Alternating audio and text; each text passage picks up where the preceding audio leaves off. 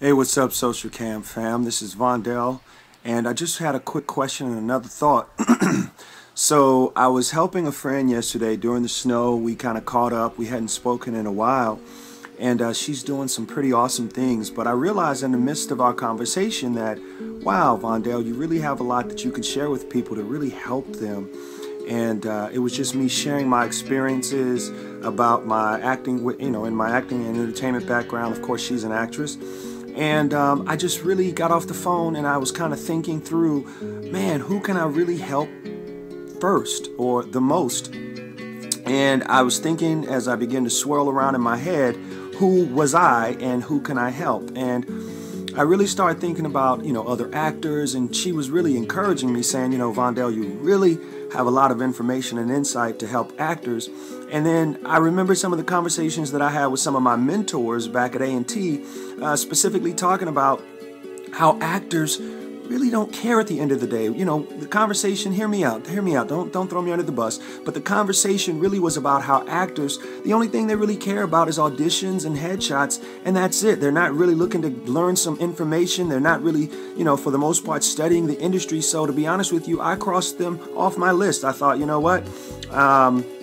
I have this information and some of this advice, and I try to stay abreast on the industry. Not that I have arrived by any means. I don't say this to be boastful or sound arrogant, but you got to begin to stay up on your research, artists. And because we're not staying up on our research, society begins to throw us off as like loosey-goosey, mamby-pamby.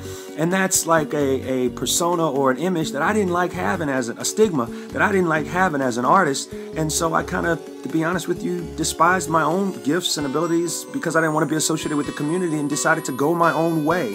So actors, we got to do better, and I'm going to be doing some things after talking with my friend yesterday to help us do better, because I want to see you succeed. I want to see us succeed not by any means necessary, because I don't want to see us rob banks and stuff. And on the other hand, I started thinking about who else I was. Remember, I made a post about stop thinking in terms of I'm this or that, so I'm an actor or I'm a minister or I'm a college professor. I'm all of those things. So then I started thinking through who else could I help, and then I said, oh, I could help the saints. And then that opens up a whole nother can of worms. I love the people of God, but sometimes, here's the truth. I was at a men's conference, Men on Fire. I'm a member of Abundant Life, and a few years back, we had a conference, and Bishop Del Bronner, I believe, said that he made a statement in one of his speeches that often the church seems to be about 10 to 15 years behind the rest of the world when it comes to innovation and staying abreast on, where the rest of the world, the pulse of society is. And that statistic, I didn't like that stigma and statistic either. And I thought, man, we're connected to the creator of the universe, the King of Kings, the Lord of Lords.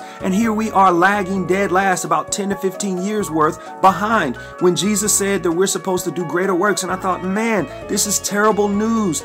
And so I thought, okay, I could talk to the saints, but I don't know. They may not be paying attention either. So, but saints, I want to help you too. And I'm coming up with a blog called successfulsaints.com because I want to help you get some information to get ahead and stay ahead.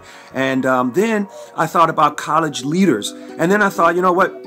College leaders, they have the desire to learn, but they don't have the resources to support me as a business. So how do I charge the students who are trying to figure out how to make money themselves? And boom, boom, boom, boom, boom. This is the dilemma that I'm in, guys. This is, some of you ask me like, Vondell, you seem to be all over the place. Well, this is why. These are the things that I'm trying to figure out and settle on as I try to build my life, and as I try to figure out, the gifts of God in me and how to get those out there to help, people. So I'm just going to woosah, and I'm going to think it through. And I think I'm coming to the tail end, and I'm going to begin to help all of these people because this is a part of who I am. Now, I realize I can only help one group at a time. I can only speak to one group at a time, but expect to see more posts on my blog, more videos like this, and more things that are going to help this group get ahead. And another thing that I struggle with, I'm just going to tell on myself today, okay? This is my confession. Another thing that I kind of struggled with was this concept. It was like a me versus me battle. I constantly struggle with Vondell. Some people realize, they consider me to be a funny guy, lighthearted guy. They say I have a big personality. I'm intense. All those things those wonderful things that you've said about me to my face or behind my back, they're all cool. Maybe not all true, but they're all good. It's all good.